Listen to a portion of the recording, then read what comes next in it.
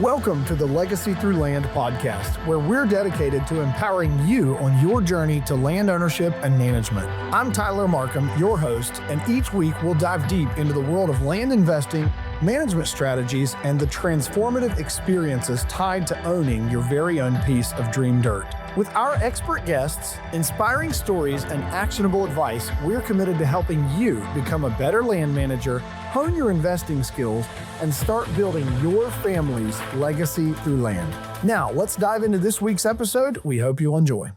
What is going on, my people? Welcome to episode 32. Shout out to my boy, Trevion Henderson, over there in Buckeye Land, Mr. 32. Well, now not in Buckeye Land, but you get it. But it's definitely an episode. And yes, I went back to Apple Podcasts to see which episode had dropped prior to that because I don't remember. So straight up, guys, here's the deal. I wish you could see from the camera below to my floor because it is full of hunting junk, full of stuff.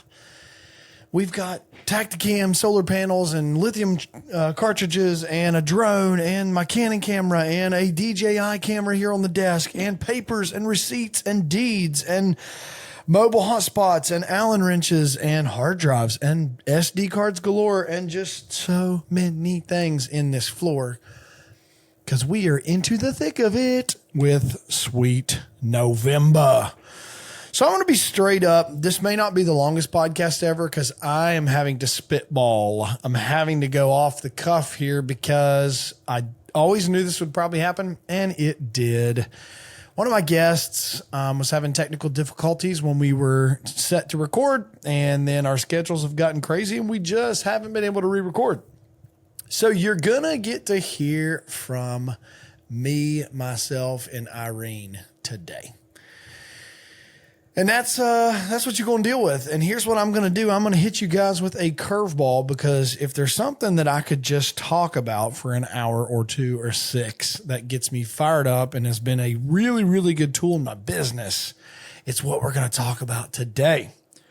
So the update for me, company-wise, before we jump into how to help you guys buy some land with none of your own money or credit, potentially, read the fine print.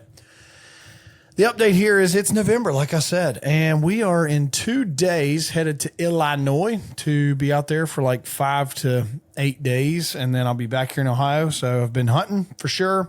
Hunted this morning, hunted this evening.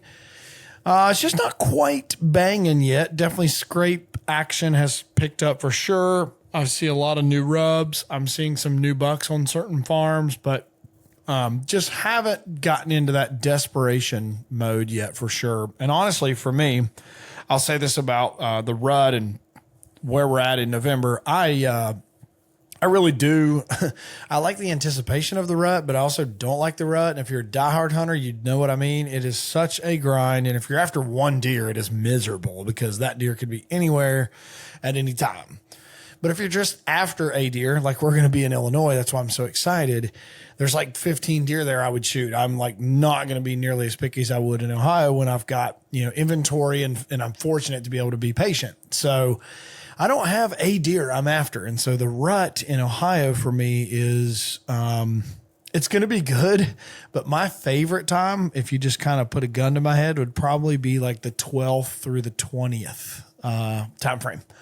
And the reason why is you don't see as many bucks then, you don't see as many deer, you don't see as much rut action, but what you do see is midday cruising. And I think it's when the biggest bucks, historically the most mature deer, are the most mobile. They are the ones covering the most ground. And I heard someone say one time, the most mature bucks on your farm, they start the rut the latest and they stop the rut the latest. And that's why I think if you just kind of slide the calendar back, I have done, the deer that is right, that's backwards, there, that just, when it was green scored was 171. That was a Meigs County deer I shot in 2014. That was November 15th.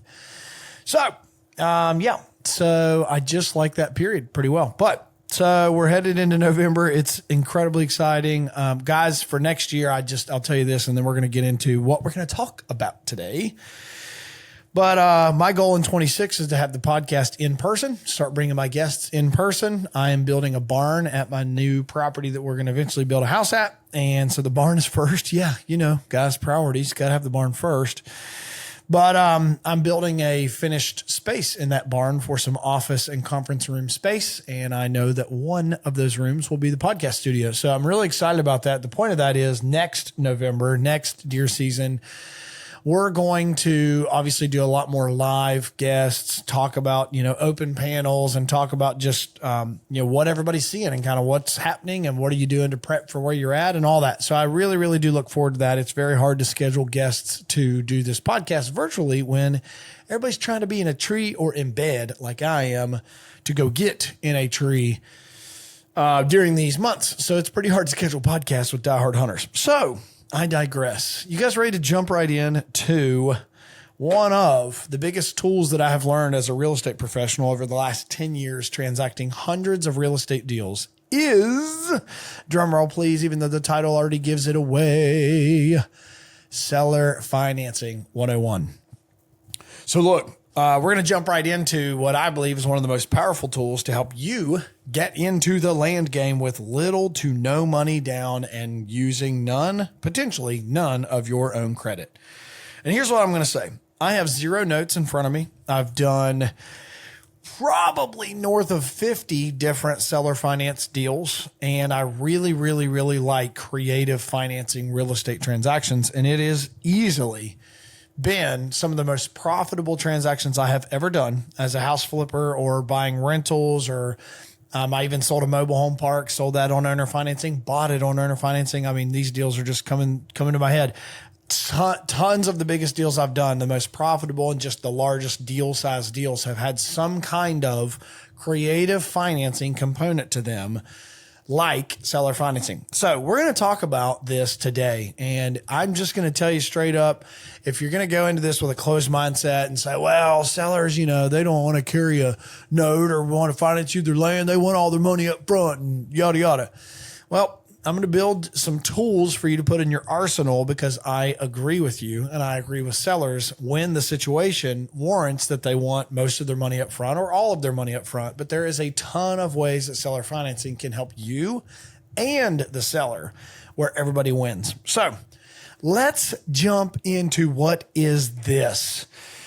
Well, there's a lot of gurus out here, and I have learned that the hard way, spent hundreds of thousands of dollars in real estate coaching, and most of it I'm very proud of and thankful that I've done, but I've spent a lot of money being in masterminds and in small closed circuit groups with high level real estate people, I should say. Some were gurus, some were durus.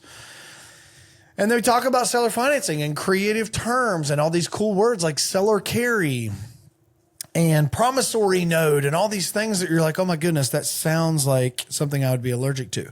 Well, we're going to break this down as good as we can. And I'm going to give you guys, we'll see, time this, an hour or so worth of just kind of tickling your mindset to digging into how could you apply this to benefit yourself. But we're going to talk about some deal structure and why this could work for you and why this can help sellers, and why, the last part I would say is why I think this is one of the most powerful tools in any real estate transaction, period. Whether it's land, whether it's apartments, whether it's house flips, you name it, whatever asset class you want to talk about. Obviously, you guys know that I think dirt is the best. So that's why we're going to talk about how to use this in dirt, but you could just swap out dirt as the asset class to any other thing that you happen to be passionate about in real estate. So what is seller financing or creative financing? It's when you would get a seller to agree, instead of just paying you paying them a lump sum of cash for their property all up front, just the old boring traditional way, cash is king, you've heard, which it is. And that obviously has its place. And I love cash offers on the shelf, but typically my cash offer is the lowest offer. And then if I'm going to get creative with the seller, I'm going to make an offer that they would agree to seller finance some of this property to me or some of the note or whatever. And then I've got 3 offers essentially. Last one is like, you want the most money and I'll just help you sell it, but we're not going to close until I sell your property and help you do that. So what we're going to stick with here today, we're not going to go with that one. We're going to go with the seller financing component. Erase that, we just have a giant wad of cash or grandpa's cash or whatever, just erase that we have a giant wad of cash, and also erase that we've raised private money, which we'll talk about this in another episode. I'll teach you guys and talk to you about how I have raised private money. I am do not pat me on the back about the private money raising. It's actively something that we work on every day, and it's something we're still working on, but I've been fortunate to raise lots of money in real estate. So just teasing you on that one, we're going to stick with seller financing. Why does this fit and where does it fit? Here's where, on your side as a buyer, what I love about seller financing. Let's say you've worked really, really hard, like most of you guys do that listen and watch my podcast. You're hardworking people. And this camera, if you're watching on YouTube, just don't get car sick. This camera needs some work here. Whatever. Anyways. Well, we're going to talk about what, you as the buyer, where this thing can fit you the best. And I'll tell you right up front, it's if you've worked really hard, that's where I was going with this. Get back on it, Tyler. If you've worked hard to save money, and we all know that land's not getting any cheaper, it can be daunting. It can be overwhelming to kind of look at a transaction or a property, fall in love with it, and then start doing the math and saying, hey, I'm going to have X amount down. If I go to a bank, I'm going to have to put this much down, and I don't know if I can afford that. And you know what? This land's $40,000 and I only have $30,000, or I only have $20,000 or $10,000. And I'd love to buy this piece, but I only have $10,000 and it's $40,000. How could this ever work? And you just quit. Well, let me tell you how it could work. How seller financing can work for you is when you go to a seller and you're willing to get creative with them. This fits when the seller oftentimes when I work with a seller in a land deal, you'd be surprised how many sellers don't owe a mortgage and haven't owed a mortgage for a long time on a piece of property. Or if they do owe a mortgage, they owe like way less than what they're going to ask from you and like way less than what, the property's worth on the market today. So there is equity, that word, that beautiful, clean, powerful word, which means there is some meat in that deal. They've got equity in that property if they have a low mortgage. This is where seller financing can really, really work. And when they have no mortgage and it's free and clear, then I'm really wanting to talk about seller financing with the seller. We'll talk later about why it helps them. But for you, let's say you have 10 grand and you're trying to buy a piece of property. That's, let's just say 50 grand. And you think, well, the bank, they're going to want 20% down. Well, what's 20% of 50 grand? And I'm, guys, if you already have all this figured out, just go ahead, tell it to us. It is 10 grand. Well, 20% down. If you have 10 grand, you've got it. But let's say you don't. Let's say you've got 5 grand, but you got 5 grand saved, but you can afford a monthly payment that it would take to mortgage that property at $50,000 at a bank. You could go to the seller and you can say, hey, listen, I think your price is fair. I will give you the $50,000. I'm going to ask that you finance this property to me. And this is where we're going to get into the weeds. And why I love seller financing so much is because the seller at this point would become the bank. They get secured. If they do this with you, they get secured with a security instrument that I always use, a title company. The title company would prepare 2 instruments, a promissory note, which is essentially you promising in about 3 to 5 to 10 pages. You're promising to pay this note. And if you don't pay this note, they can foreclose on you. And then it gets better. They then have a security instrument called a mortgage, just like the bank would have a mortgage, or in some states, it's called a deed of trust. But that is a recorded lien that would then go against the property. So back to your conversation with the seller. You say, hey, I can give you the $50,000. I'm going to ask you to finance this property to me. And why this can work, we'll go to the seller next, but there's so many benefits why this could benefit the seller. If they have no basis in this property, meaning they owe nothing on it and there's no basis in this thing. There's a ton of benefit to why seller financing could benefit them, but we'll get to that in a second. For you, you could structure a deal with them where they say, yeah, we would be willing to finance it to you. You can put $5,000 down, which is, let's say you're 10% down, $5,000 down on this property. And I would argue that when you build this promissory note and you and the seller get to talk about the terms of your financing agreement, this is why I love seller financing. You get to make the rules. When you guys play the game together, you get to make the rules. So it's not some bank terms that have all this red tape and all these things that we'll talk about that could be advantageous to only the seller versus you as a buyer. I'm going to ask that the seller, I get a lower interest rate than what I would get at a bank. Hey, I'll give you your price. But I always say, if I'm going to give you your price, then it has to be on my terms. And my terms would be that I put $5,000 down on this $50,000 purchase. I'd like to finance it with you at 5% interest. And I'd like the note to be for 30 years, a 30-year term. A 30-year term, but here's the big kicker. Here's how you can start to reel that seller back. Because, of course, they're going to be like, well, duh, why wouldn't anyone want that note?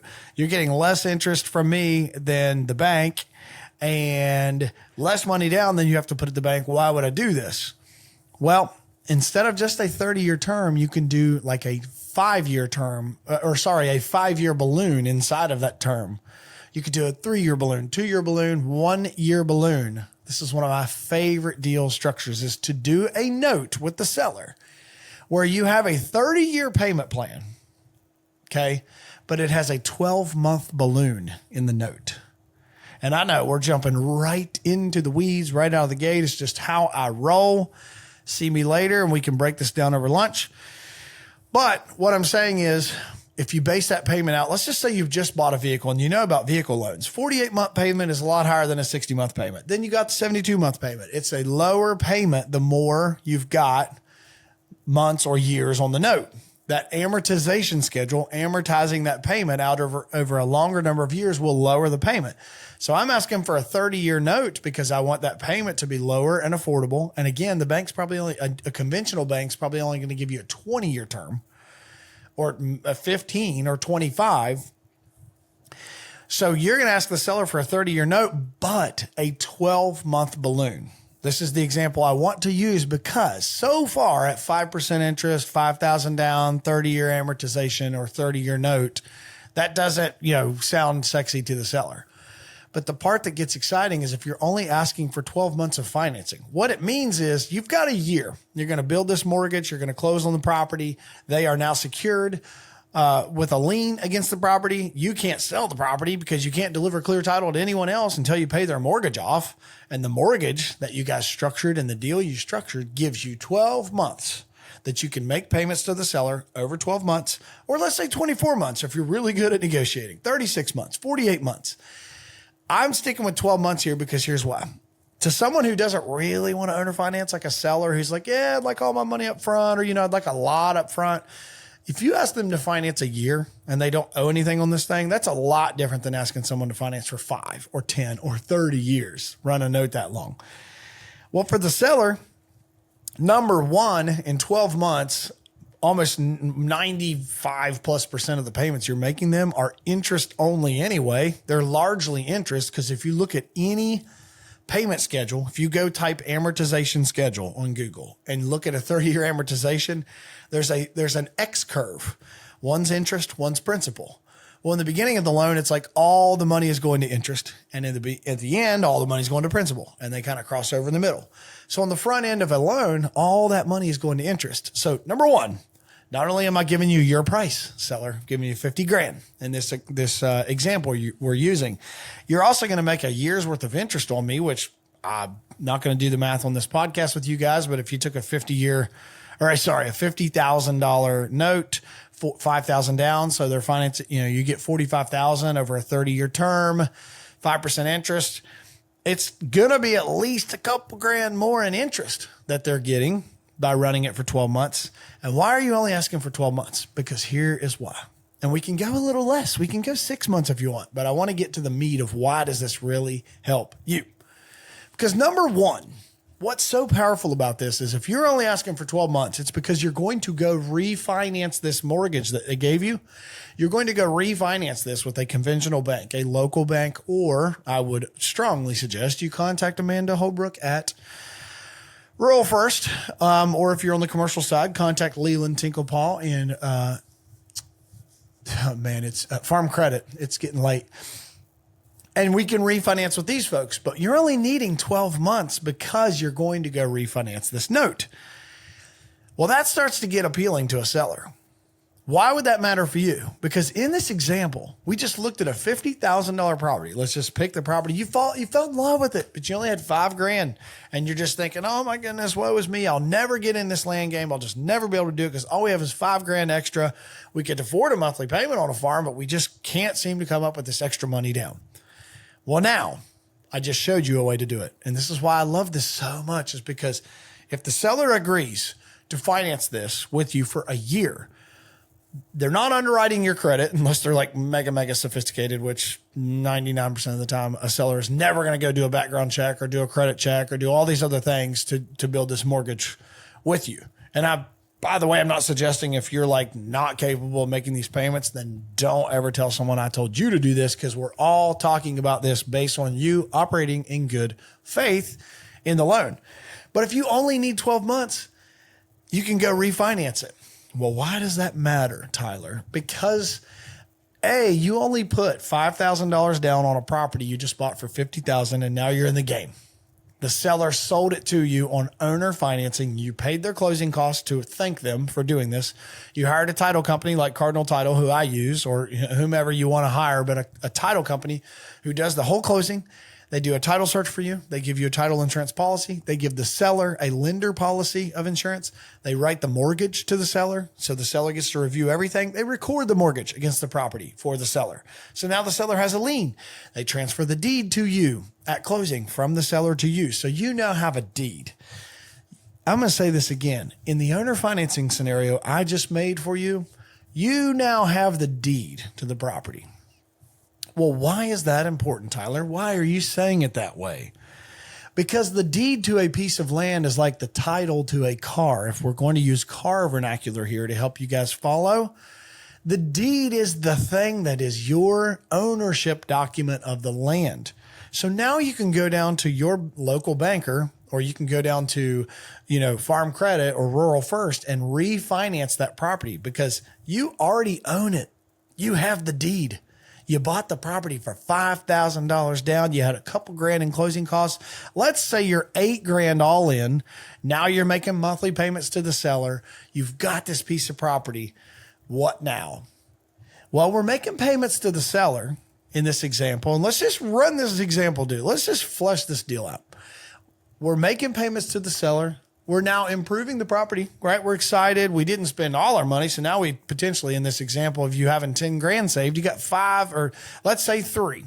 You spent 7 or 8. Let's even say 2 grand that you go and you rent some equipment for that 2 grand. You go in there and you mow that property. You clean it up. You go in there and mow trails. You go burn a building down, whatever it is that needs to be done to clean this property up, to show some improvement. Now we've gone 6, 7, 8 months, and it's time for you to go call the bank, your local bank, pick a loan to refinance this product, to refinance the property with, and you're going to refinance it. And guess what's going to happen?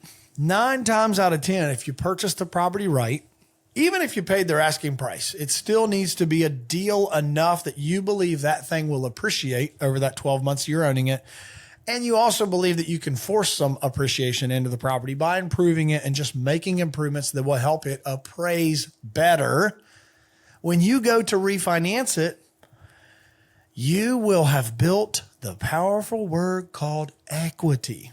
And equity means, hey, I owe Johnny, my seller, right? We owe him $44,876.42. Because you didn't pay a lot of principal off in that 12 months. You had a $45,000 note. Let's just say you owe the dude $43,000.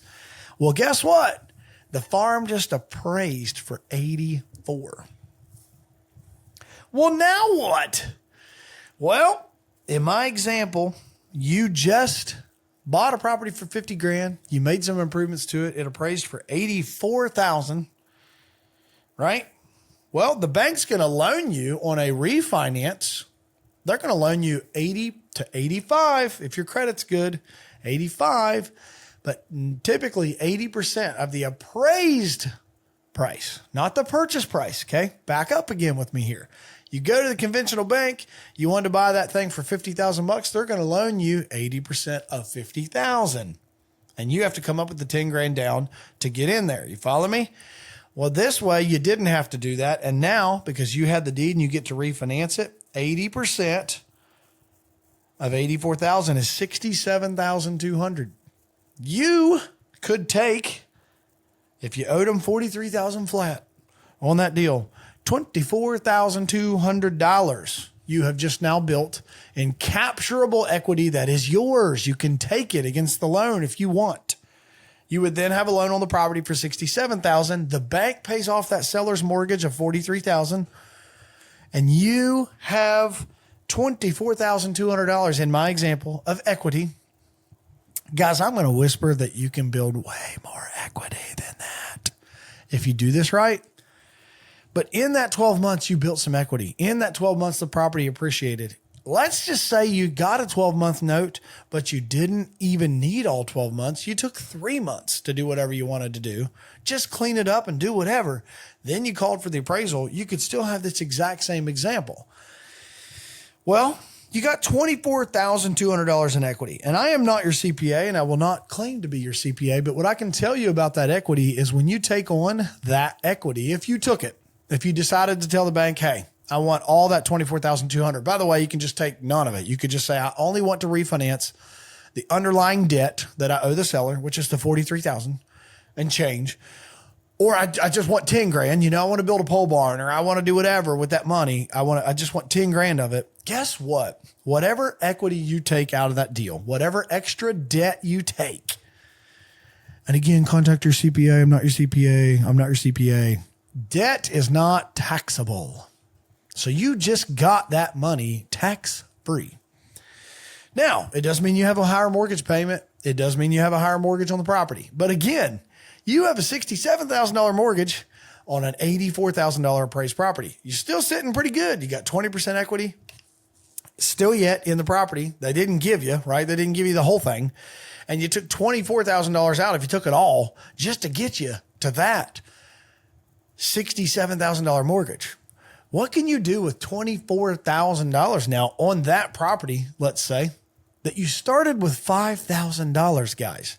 And by the way, I'm fast tracking here, but in that example, when you go to do a refinance on a property, don't quote me on this, but typically the underwriting process with the bank to approve you for that loan is much less rigorous than a new purchase. Because you already have the deed, you've got a good payment history, whatever it is. If your credit's jacked and you're like really, really, really bad credit, you might need longer terms with the seller in order to give yourself time to become financeable. But if your credit's decent and you already have the deed on that property, it's all going to come down to probably the interest rate and some of the terms they would offer you based on what your credit is. But you could totally get into this thing with no credit and barely anything down and build instant equity. Now, Tyler, what would you do with that $24,200? Well, as we continue with this, ghost farm that we're talking about, there's like one of 200 things I would do there, but I would potentially use that to put more improvements into the property and just put more into there, or light bulb here. You could also use that $24,200 as because again, remember, it's tax-free. You can go buy a Corvette or whatever you want with it. That for sure would be a used one, but whatever you want, go buy a side-by-side, buy a tractor, whatever. You could literally do whatever with that money. Because it's yours. But what I would do if I was like really, and I'm going to pretend that the avatar that is listening to me right now, like wants to get into the land game, really wants to just kick it in the teeth and build wealth and build legacy. Like I talk about, build legacy for your family. I'd take the $24,200 and I'd find me a deal that $24,200 would be my down payment on. And I'd buy another one and I'd do it again. I'd do this exact same thing again. Now, pretending we have the $24,200. We may not have to get seller financing now. Your next deal you can probably afford conventionally with the bank. You could afford it. You could. So you could do that if you want, or you could put more of that into the property. I mean, $24,200. Let's just say 24. So I don't have to keep saying that. 24 grand. I mean, I don't know what these tiny houses go for these days, but I think that'd be an awfully good start towards it, or that'd be an awfully good start towards water, septic, electric, like whatever. And now you've got even more improvements, i.e. when you appraise it again in another year, you've got even more value. So I would probably, if we're going to stick with how do you find your one dream property to build your family's legacy on and let your kids inherit that thing one day, and you're trying to get into it with low money down, this deal is how you do it. Keep it. Just keep making improvements to that property. Breathe easy, live life, love your kids, love your wife, love Jesus, and shoot some deer. I just have this like bone in me that just keeps wanting to do stuff. Like I just like to chase. Because what you'll find, if any of you have done these and you're listening to me, you will emphatically agree. It is addicting to go chase a deal. And here's the other part. Let's jump to the seller for a second. Because like so far in this entire example, we've talked about you as the buyer and how this is just the golden pony for you. And it's the sweetheart deal for you. And it's just unbelievable. And, why would a seller ever do that unless they just loved you and, you just swindled him into doing it? Well, here's also why the seller could do it. Because their tax bracket, if they sell that property, again, I'm not a CPA, like underline that with everything I'm telling you, go talk to your tax person. But if they can't sort of tell you some of this, then maybe you should find a new one. But if that seller, let's be on that, let's wear their hat for a second. Why would you ever take an owner finance offer from this slick talker, Tyler Markham? And he's only going to want to give me $5,000 down, 30-year note, but he did say he'd do a 12-month balloon. Why would I do this? Well, here's why. Because I have learned, even just this year from my CPA, that even at 12 months, that is considered an installment sale on that property. So that seller didn't get all of his money in one lump sum of cash in one taxable year, one tax year. He's going to get that over time through an installment sale. Why does that matter, Tyler? Because an installment sale is taxed at a lower bracket than ordinary long-term capital gain or short-term capital gain. Now, if everyone's going to hear and poke holes in my stuff, go for it. Here's a hole you can poke. If the seller inherited the property, then when they sell it, they're not going to owe any tax anyway if it was done right. So we're going to make the assumption that there is some kind of taxable implication that this seller will have, in this example. But if you inherited the property and you've got an appraisal for what it's worth today on the market today, and then you buy it from that person for that same price, we're getting into the weeds of another conversation, but they have no taxable, implication if they sell that property for market value today, if they inherited it today for market value. Just tickle your ears. Don't deed your properties to your kids early. Everybody thinks that's a noble thing to do. Don't do it. I'll tell you about that in another episode. Don't deed the property to your kids early because they're picking up the basis of the property that it's worth the day you deed it to them, which sounds great to you today, like to deed it and give them the security. But if they ever go to sell it, they're going to have a ginormous taxable issue because they're going to pick up the basis of that property that you sold it to them the day you deeded it. So fast forward 20 years, you deed it to them and it's worth 40 grand and now it's worth $1 million. And you think I'm just blessing these kids so much. Well, now they have a $960,000 taxable issue. If they had inherited it from you when you died, they would have $1 million basis on the property, $1 million value when they inherited it, and then they sold it for $1 million. Well, no tax. Again, I'm not a CPA. Don't deed it to your kids early. So let's go back to the seller. The point is now the seller can benefit. Number one, we told you he's getting his price. You ask him $50,000. We're just saying you're asking 50. I'll give you the 50. I'll also give you 5% interest we made in our example. So that's another couple grand over the 12 months that I'm going to pay you. Number three, I'm helping you because it's going to be less taxable implication, provided this is a tax implicating deal for them, because they're going to sell it to you in installments. It's a big deal. It really is. And I know of sellers that I've worked with that this has saved them a lot of money. So it can be a win-win-win. Here's where I want to go to a different avatar. I want to talk about a different product avatar or a different, exit strategy, let's call it, of what really fires me up about seller financing. You guys would call me a house flipper because I used to be a house flipper. And then you would call me a land flipper because now I buy and sell land. I'm still pretty allergic to the terms land flipper, but we'll leave it be for sake of conversation today. I will be a land flipper. And the reason I get heartburn about this, because I think there's, in the house flip game, there was a lot of bad house flippers. There was a lot of crappy ones. And so I didn't like being called a house flipper because we really did a great job and built a great brand and did a great job on our products and went way above and beyond. And, we cared about our reputation in the community. So when I think about that with a land flipper, it gives me a little bit of an ick just of there's companies that I know that just, buy 100 acres and parcel it 65 times if that's what the county will allow, and then rip it and go to the next one. And they don't hunt. They don't care about anything that you and I care about. And so I'm just kind of allergic to the land flipper words, but whatever, we'll go with it. I'm a land flipper. Now you want to be a land flipper because there's a lot of money to be made in land, and we're all about building wealth for our family and all that. Like, right? God is good, and God didn't say we had to live and be poor our whole life. He did say we could have blessings. So I'm going to teach you how to chase that. Let's use the same avatar of seller. He wants $50,000. It's a fair deal. We actually think the property's worth probably $75,000 to $80,000, but we're going to give him the $50,000. We're going to ask for seller financing. Same thing, 12 months, the whole nine. Same terms, but we're going to not hold this property. We're going to sell it. Here's where it gets really sexy.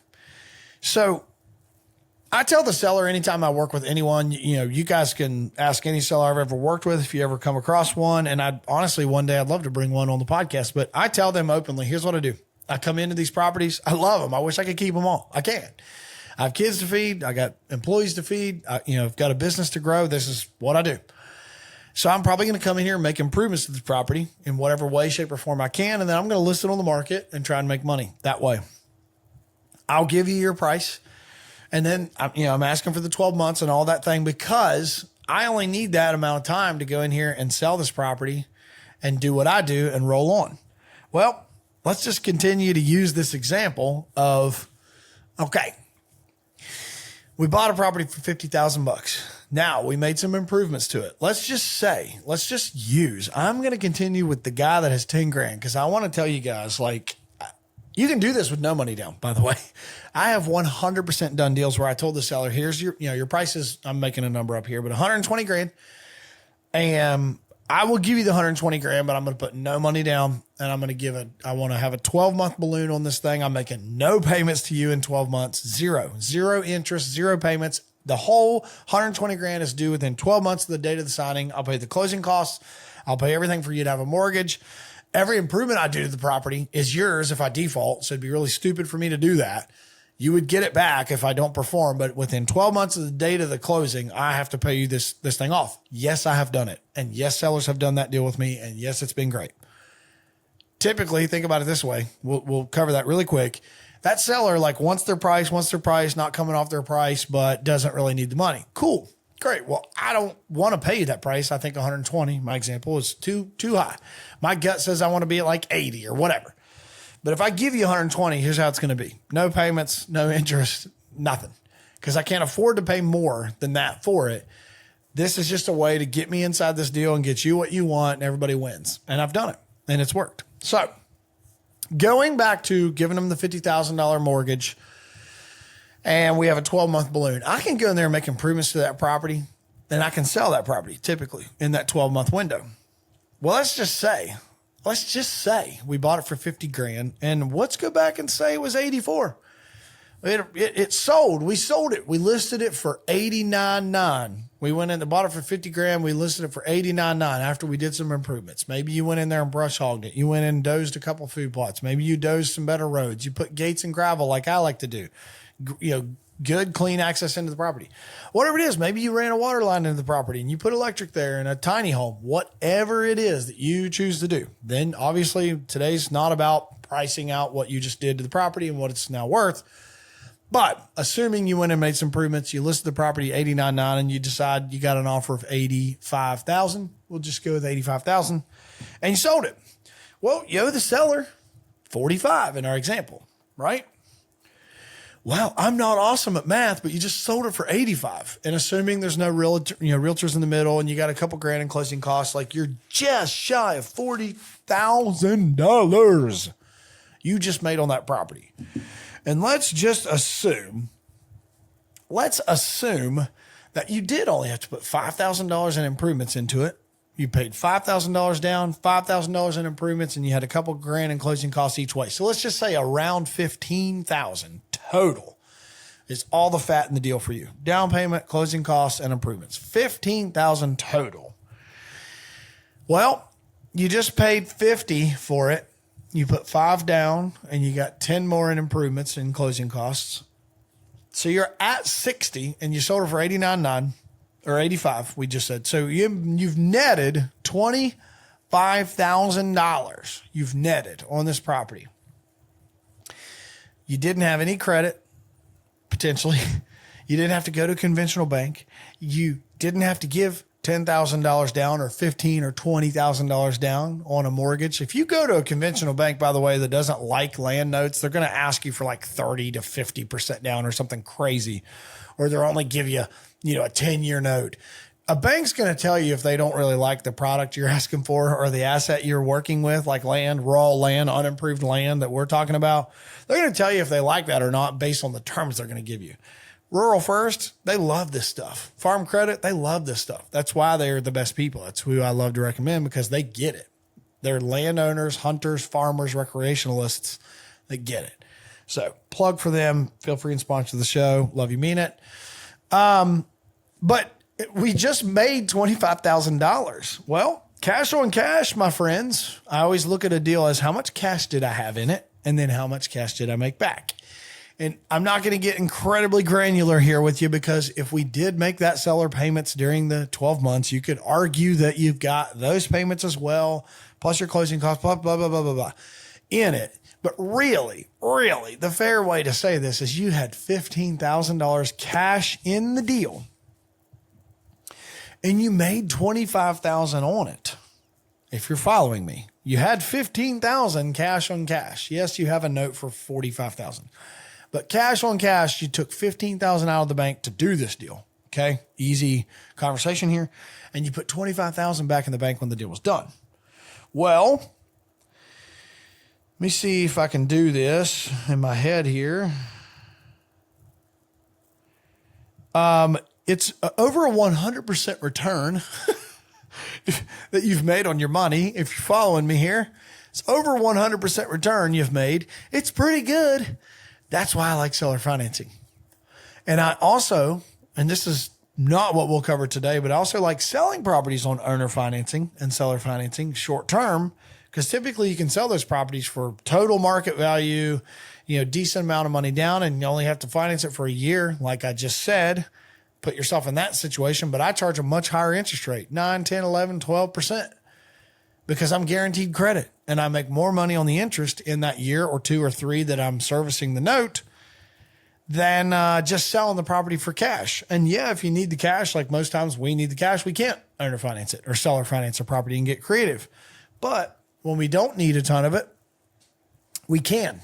And maybe the down payment that I get from someone who buys a piece of land from me, if I'm getting $15,000, $20,000, $25,000 down, it's enough to, help us pay our bills. And then we hold that note for a year, make some money on the interest and sell it again, and close with them. Close with that person, then pay off the mortgage in a year or 2. And it helps us because it's an installment sale now. So it's less taxable bracket for us if we sell on owner financing. Now we are the seller that I just talked to you about. If we sell on owner financing, it's less taxable for us. So it's stuff that we're doing now. We are. But I'm going to go with one more avatar, and we're going to wrap this podcast up because I'm getting up early in the morning to chase buck deers. Let's go with another avatar that I actually helped. I'm going to give you a real life example of an avatar that I helped, and then we'll wrap this up. And I'm great to talk about this, more if this is what you guys want to listen to. Comment, follow, subscribe, like, share, do whatever. Send me a message.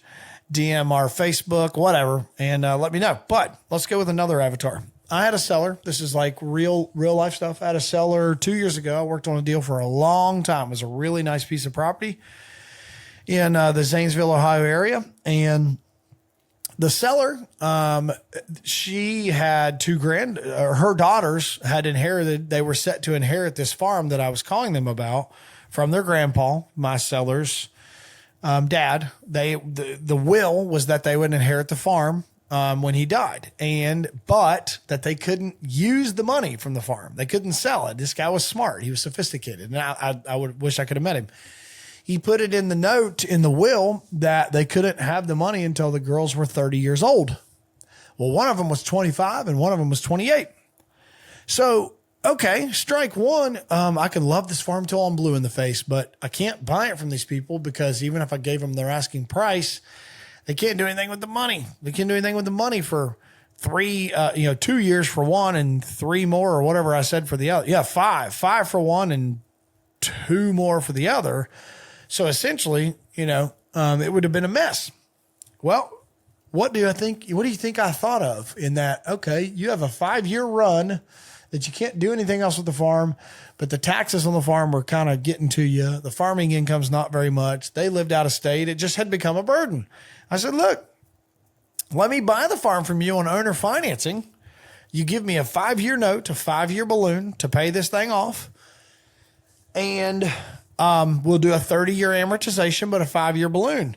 And the reason I told her this was, look, I'm going to pay you interest on this note. Why not make interest on the money? You guys can't have the money right now. Let's let the trust make money on the interest that it's receiving while I own this property and you're servicing the mortgage. The trust has the mortgage. And she's like, that's a great idea. Yeah, it sounds great.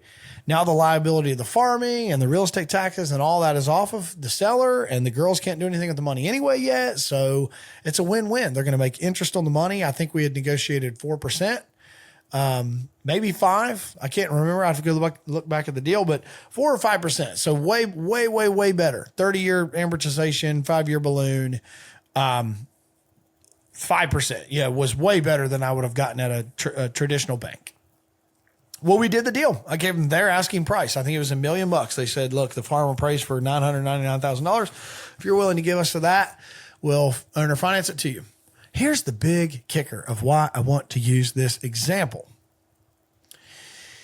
And this deal is kind of a tough one to use as the example because what I had planned to do for this deal, and it kind of changed after we closed, was we wanted to hold it and potentially develop it. And what we found through our due diligence period and through our studies and meeting with the county engineer and water department and sewer and all these things is that the utilities, the infrastructure for high density, the volume needed for the utilities in that area was not there. And there was no good, clear plan of how it was going to be there without it being on the back of some huge developer to get it there. And I didn't want to take that on. So we had already, gotten so far that we were going to close on the property no matter what. And I just knew that we couldn't do a development, so we decided to sell it. Well, we had the conversation with the seller, and here's what happened. Here's what we did. So the big thing in the note that I always, always, always will encourage you, if you're listening to this and you've stuck with me this far, and I haven't rotted your brain, the big thing there, the thing you got to love about seller financing and creative financing is you get to make the terms. You and the seller get to make the terms. They can be as cool or boring as you want. But the big one that I must go over with you is prepayment penalty.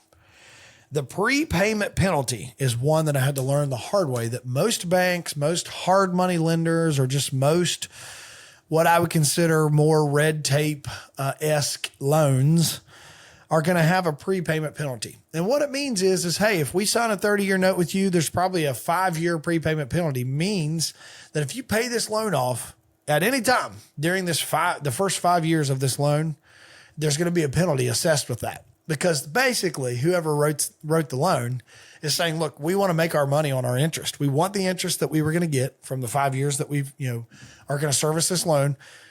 And if you pay us off early, we don't get that interest, and we don't like that. So they'll, most sophisticated prepayment penalties, they call it a 5-year step down. Year 1, it's 5% of the loan. Year 2, it's 4% of the loan. 3, 3% of the loan. 4, 2% of the loan. Step down as your penalty, that if in year 4 you paid off early, 1 year, you're going to pay 1% of the loan amount as a penalty, if you follow me. That's a sophisticated way to do it. And I do that when I'm the seller. When I'm the seller and I'm going to write a sophisticated term or I'm going to owner finance something, I do write a prepaid penalty because I want the interest. And I also allow sellers, if that's what they want and they don't want me to pay it off early or whatever, or they want to make the money if I do, if the deal works, then I'll let them charge a prepayment penalty. But on this deal, there was no prepayment penalty. And I was adamant that there not be a prepayment penalty because I told her, we're actively trying to figure out what we're going to do with this deal. But if we have to sell the deal, if we have to sell this piece of land, because we can't afford to just sit here and farm it for $90 an acre and pay a giant payment, because we paid $1 million for the farm, so do some math. There was, I want to say, like 120 acres of tillable at even $100 an acre. It's not a ton of money a year. So I wasn't going to be able to afford to sit and hold it. And we figured that out after closing. So there's no prepayment penalty. Well, why does that matter? Because I was able to pay that loan off in 90 days. We auctioned the farm, brought it into the market in 5 parcels, auctioned the farm, no prepayment penalty. The seller got paid back their entire mortgage. We sold the farm in 5 parcels. Everybody wins. Well, So the point of this, conversational avatar is I never would encourage someone to do allow a prepayment penalty. But remember, if you go to a conventional bank, this is another thing you could have to deal with. If you bought a farm and you're following me and you want to just flip it and make some money. Well, if you sign a prepayment penalty, it's going to eat into your profit, because if it's 5% of the loan amount, and let's just say your loan amount's $100,000, that's $5,000 penalty to sell it early. So you're going to be forced to eat that. $4,000 in year 2, $3,000 year 3 down. So you better underwrite that in the deal if the bank wants another $5,000 in interest, because that's what they want, because that's their prepayment penalty. It can be worse than that. By the way, I'm just giving you the 5, 4, 3, 2, 1 step down, because that's the most common. But no prepayment penalty here. And so while I didn't want to feel like I was moving the goalpost for the seller, here's what I did just to kind of fully button that deal up. And, because if you're the seller, you could have some heartburn of, hey, I structured this deal with you and now I'm not getting near the interest that I was going to get. Number one, my argument is I gave you your price and I paid closing costs and I did everything. You still got your $1 million. That's what you wanted for the property. That's what it appraised for. I still got you the $1 million. So I did what I said I was going to do. Yes, you would have made more money had we ran this note 5 years. You'd have made a bunch more money in interest. I don't know, $20,000, $30,000. I don't know. I'd have to run it out, but it would have been a lot. It could have been $60,000. But because we knew we were going to have to sell the property and reposition ourselves in the deal and sell it, I went to the seller and said, hey, here's what I think. I just want you to consider this. It's your money to do what you want with when we close this out with you. But here's where you can take a seller finance deal and turn them into an investor.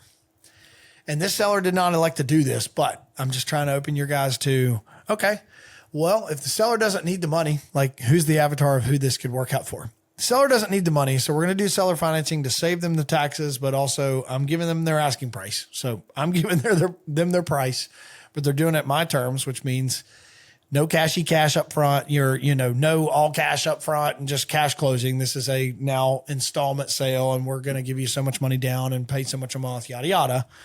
My terms, your price, my terms.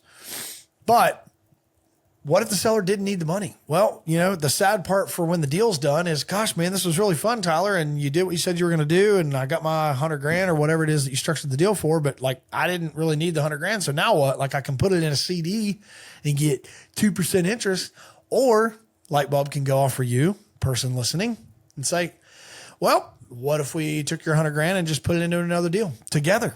And I could pay even more interest on it.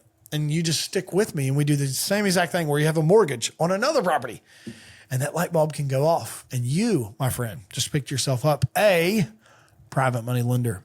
So here's what I offered to that seller. I said, look, I'm paying you off early. And I know that's not what either of us had projected would happen here, but it just is what it is. And at this point, she knew the market had really changed. Rates had gone up. Economy we were still in, I'll just say we were still in BIDEN era and just things weren't as good. So she knew, the writing was kind of on the walls that we needed to pivot. And so I said, look, if you want, when we get this deal done and we get this wrapped up, I'd be happy to put your guys' money back to work. The trust is going to get $1 million and it just has to sit there.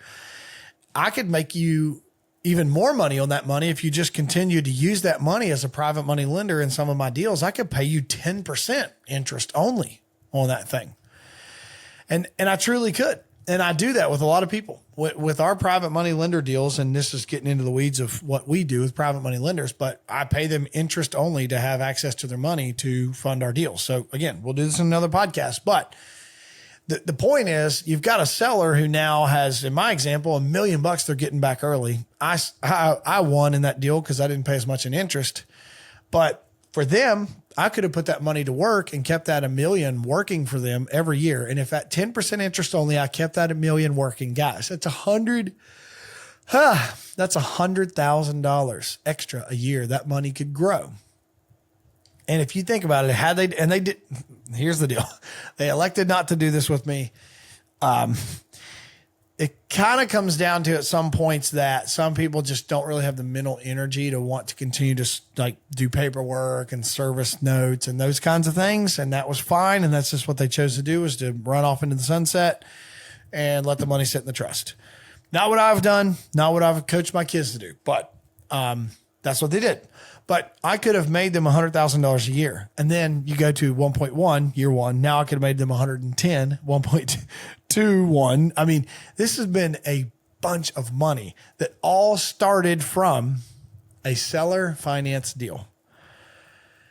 So it's all about making relationships. I think you can see that through this. And if you do what you say you're going to do, and you are who you say you're going to be in a deal, and you make your payments on time, and you do all these things, seller financing, owner financing, creative financing, seller carry, whatever words you want to say to insert, that the seller is going to sell you the piece of property on an installment note rather than in a lump sum of cash, can really, really put you in the game to land deals. I hope you've been able to see how the snowball effect can take place. And it really, really has taken place for me, back from house flips to buying rentals on seller financing and then renting them out, to buying buying houses on seller financing and then selling them on rent to own, and me financing them out at a higher interest rate and a longer payment. Like, it's been a really, really good moneymaker. Owner financing has been a very, very good moneymaker. So with land, the last thing I'll say is with land, you typically, it's a little bit harder to get into this land game because of where prices are at. But if you're the seller, you're really happy with where prices are at. And that's why, guys, I'm challenging you. Stop looking at deals saying, I just could never afford to pay that to the seller. They want $200,000 for this 50 acres. And in the back of your head, you're like, well, I know it's worth it. It is worth it in today's market. I just couldn't pay it to them because I couldn't come up with the 20% down. Well, go to the seller. Tell them you'll give them their price, but you need 12 months. Here's the best thing too. I gotta say this again. I said 12 months in this example that we keep talking about, but most banks don't even need 12 months for you to go and refinance that deed. I actually did a deal one time on I want to say it was 30 days owner financing. Here's why. I'm going to give you one last term and then we'll quit so we can go kill buck deers. The term that I'm going to give you is title seasoning. What conventional banks, and let's say Rural First or Farm Credit or whomever you go to that you're going to try and get a mortgage on a piece of land with, you want to ask them about title seasoning. And what it is their fluffy, cool word of saying, hey, we want you to be on the deed for a number of days, months, quarters, whatever. 90 days is some of the most typical title seasoning that I've heard of, where we want your name to be on the deed for at least 90 days before we will refinance that property. Well, again, if owner financing, if you only needed it for 90 days because the bank has 90 days in title seasoning, if you follow me here, then you can ask the seller for 90 days owner financing to get your name on the deed for 90 days. Then you can go refinance that loan. Obviously, I would not do 90. I would do 120 days at minimum, just so that you can get it all closed out with your bank if they have 90 days title seasoning. But most banks now don't require title seasoning. So what does this mean, Tyler? Well, if the seller's like, sure, I'll do 120,000 on seller financing, but like, I want you to refinance this as fast as you can. You can close that deal on a Monday, get the deed recorded, have the deed recorded on a Tuesday, go to the bank on Wednesday. No title seasoning. Here's the deed, Mr. Banker. I want to refinance this property. Boom, you can start that refinance. You can have that done in 30 days. You could probably have that seller financed out in 45 days. Now, am I recommending that up front? No, I told you about 12 months because I think that's a much simpler, cooler, more realistic runway for everybody. But if the seller's antsy, but they'll give you seller financing just to get your name on the deed. That's the point of this, is you've got to have your name on that deed so you have ownership, because Then you can go to the bank and refinance it. And that appraised value is what they're going to refinance, or they're going to loan you 80% of, not the purchase price. They're going to loan you on the appraised value. So I hope this has been helpful. Owner financing is just, to me, a really, really great marriage between what sellers sometimes need and what you need as a buyer. And if it's a win-win for both of you, it's the best deal you can do. It really is. So that is all I'm going to scratch on the surface of creative financing with you guys this week. I hope you have enjoyed that rundown. I truly, truly have done enough of this that I can promise you it is real. You don't need to have your own credit. You don't need to be super, super sophisticated or rich to get into the land game. You need to open your mouth, knock on doors, and talk to people. That's it. God is good. Go kill you some deer, or go just be in the woods, or whatever it is that makes you happy about owning dirt. Just go do a snow angel in some dirt, because I just love me some dirt as well. And I'm hopeful that this week's episode has been an eye-opener and ear-opener for you to get in the game, because I taught you and showed you there's no more excuses. We'll see you next week, guys. And that's going to wrap up this week's episode. If you're finding value in this content, we'd love to hear from you. It'd mean a lot if you could share with us how this podcast is helping you on your journey, and let us know of any topics you'd like us to cover in the future. Be sure to connect with us on all social platforms at Legacy Acres Land Co. and subscribe to stay updated on when new episodes drop. We hope you've enjoyed this week's episode of the Legacy Through Land podcast, and we'll see you next week.